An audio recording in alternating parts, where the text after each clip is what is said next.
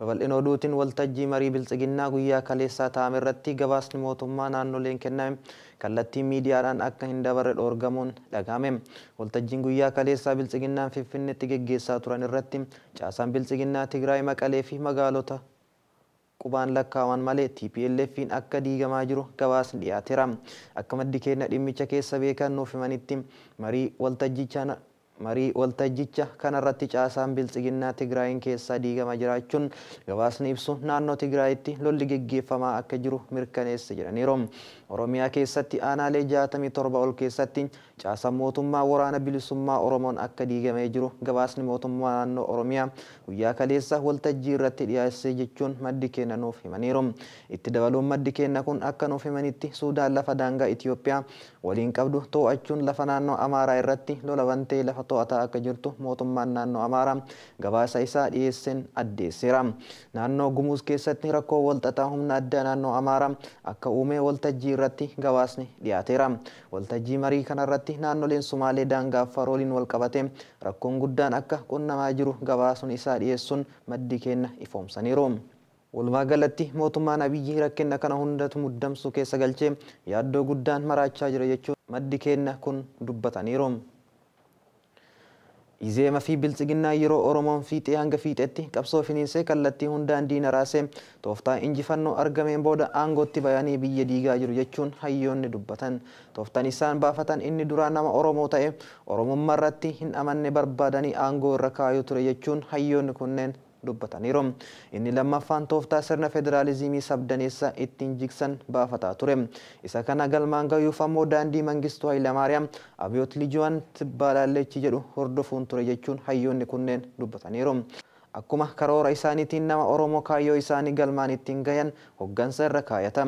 Hogganaan kunis Abiyyi Ahmad karoora isaan baasan irratti fudhatee karoora hojii biyya ittiin bulchu godhate jechuun hayyoonni kunneen dubbataniiru.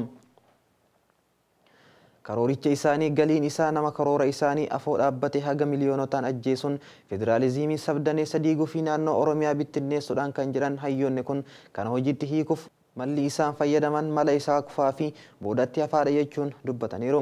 Innis mootummaan biyya bulchu maqaa adda addaa itti kenne hokkora kaasu, lubbuu namaa balleessu, qabeenya mancaasuu fi ajjeechaa suukanneessaa akkaataa asiin dura argame hin beekneen raawwatanii isa kana maqaa sabaa fi amantaa fi dhaaba siyaasaa dha'uun barbaadan itti kennanii balaa ga'ee tasgabbeessuuf yaaluudhaan jechuun dubbataniiru. Waan namatti mul'atu ofumaa badii guddaa uumanii quba kan biraatti qabuun tasgabbeessuuf yaalu maal akka fakkaatu ajjeechaa suukanneessaa kanneen keessaa haga tokko akka fakkeenyatti kaasuu ni dandeenya jechuun hayyoonni kunneen dubbataniiru. Kan kana godhaniif balaa ofii geessan kana hunda federaalizimii sabdaneessatti sababni isaan wal nu ficcisiisuuf jiran falliisaa isa diiguudha jechuu fi jedhaatis jiru jechuun hayyoonni kunneen dubbataniiru. Waan jarri kun gootu OPDO'n hundi kan hin beekne fi kan beekan itti callisanii kan rabbi haa beeku. Wanti diina fi firas jalaa sararamee beekamu qabu kanaan booda uummata Oromoo humnaan akka loonii karaa ofii fe'an oofuu akka hin dandeenye namoota beekuu qaba jedhaniiru. Kanaan booda Oromiyaa diiguun akka hin dandamneedha. Innumaa godinoota Oromoo kan jedhaman sun naannoo Oromootti deebi'anii kanaan booda ajjeecha suukanneessa raawwatan Oromoo shororkeessuun kaayyoo isaa irra taakkuu takka duubatti deebisuun akka hin dandamne beekamu qaba jechuun hayyoonni kunneen dubbataniiru. Jarri gubbaatti eeraman biyya Itoophiyaa jedhamtu diiguuf halkanii fi guyyaa hirriba dhabanii hojjetaa jiran jechuun hayyoonni kunneen dubbataniiru. Duula mootummaan uummata Arsii Muneessaa irratti geggeessaa jiru ilaalchisee jiraattonni yaada garaagaraa kennan. Yakki hoogganaan biltsiginnaa keessattuu bulchiinsi naannoo Laaqichaa maqaa shanee jedhuun uummata nagayaas yookaan siivil soosaayitii irratti raawwate kan dhiifama hin qabnedha jechuun jiraattonni dubbataniiru. Namoonni meeshaa diinaa ta'anii gara ofiitti qofa jiraatan hidhanii fi ajjeechaan gootota Arsii akka duubatti hin deebifne beekuu qaban jechuun dubbataniiru. Abashaa gammachiisuuf jecha dhiiga lammiiwwan keenyaa irratti dhiichisuun waan haarawaa miti. Ammaan booda qabeenya saba keenyatiin dalluu baasanii dhiiga ilmaan sabaa dhangalaasuu jiraachuun akka dhaabbatu godhamuu qaba jedhaniiru. Mootummaan Abiyyi Ahmad ergamtoota isaa Oromoo fixuu murteeffate jaarraa 21ffaa keessatti abjuu kijibaa kan ilmaan miliik hojii irra oolchina jedhanii qawwee qabatanii maraatummaa keessa galuun waan fidu waliinuu argina jechuun miira aariitiin jiraattonni kunneen dubbataniiru.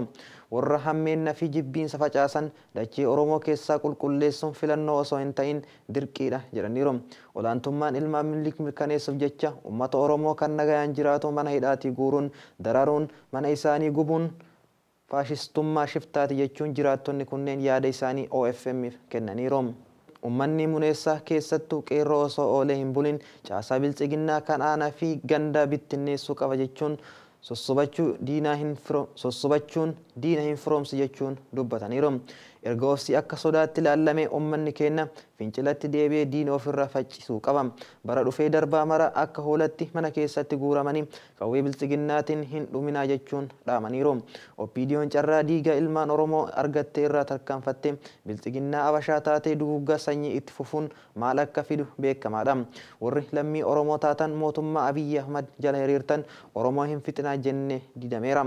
Dhiiga waggoota 30 guutuu dhangalaaftaniif gatii akka kafaltan beekaa qophaa'aa. Gooftummaa mootummaa Abiyyi Ahmadii fi Abashoota tiksuuf jecha uummata keenya biyya isaa keessatti jireenya dhoorguun warra meeshaa diinaa ta'uu filattan gatii olaanaa akka kafalchiisu beekamaadha jechuun dubbataniiru. Haalli ammaan tana aanaa Muneessaa keessatti mul'ataa jiru duula dhaaba ABO Shaanee jedhamu irratti gadhoomuun kan walitti hidhamedha. Diraamaa shira kanaa bara 1991 ta'ee ammas hojjetamaa jira. Bara sana wayyaaneen maqaa OLF jedhuun uummata Oromoo kan kuma hedduutti tilmaamamu fixxeetti. Yoo kun ta'u hooggantoonni ABO nagaan jiraatan har'as diraamaa akkasitti raawwatame jechuun dubbataniiru. Diraamaan hojjetamu daangaa darbeera. Akkuma wayyaanee biltsiginnaas maqaa Shanee jedhuun uummata keenya fixuun hojii isaa godhateera jechuun dubbataniiru. Oduu biyya alaatiin Iraan mujaahidoota Hamaasiif gargaarsa waraanaa taasisuuf jetti. Hoogganaan warraaqsa Iraan Jeneraal Ismaa'il Qaanii tamsaasa kallattiin tibba kana dubbatan irratti gargaarsa guutuu garee Hamaasiif akka taasisan dubbataniiru. Jeneraal Ismaa'il akka jedhanitti asiin dura mujaahidoota Hamaasiif gargaarsa tokkollee akka hin goonee fi oduu kijibaa Israa'el toora miidiyaa hafarsitu kan sobaates yoo ta'u, amma garuu biyyi isaanii ifatti gargaarsa waraanaa mujaahidoota Hamaasiif akka taasiftu himaniiru. Filisxeen bilisoomtee injifannoo isii hanga gonfattutti tumsi Iraan isaan bira hin hafu kan jedhan Jeneraal Iraan kun gocha garajamummaa Filisxeenota irratti kan geggeessite Israa'el dachaa isiitiin irratti kafalamuuf jira jedhaniiru. Erdogaan haasaa dubbii ijoo ta'ee tibba kana dubbatan keessatti akkana jedhan. Dhaabbanni mootummoota gamtoomanii reenfa Filisxeen tokkoon tokkoo isaaf beenyaa kaffaluu qaba. Hin ta'u taanaan dhaabbaticha gadi lakkifnee baanee dhaabbata musliimoota gamtoomanii ijaarra jechuun dhaabbaticha akeekkachiisaniiru. Mootummaan Erdogaan tarkaanfii Israa'el Filisxeenota irratti fudhataa jirtu itti xumuruu gochuuf tibba kana mudhii hidhatee hojjechaa jira. Mootummaan isaa yeroo ammaa hundaa ol dhimmi isaanii xiyyeeffannoo itti kennanii hojjetaa jiran dhimma Filisxeen akka ta'es beekameera.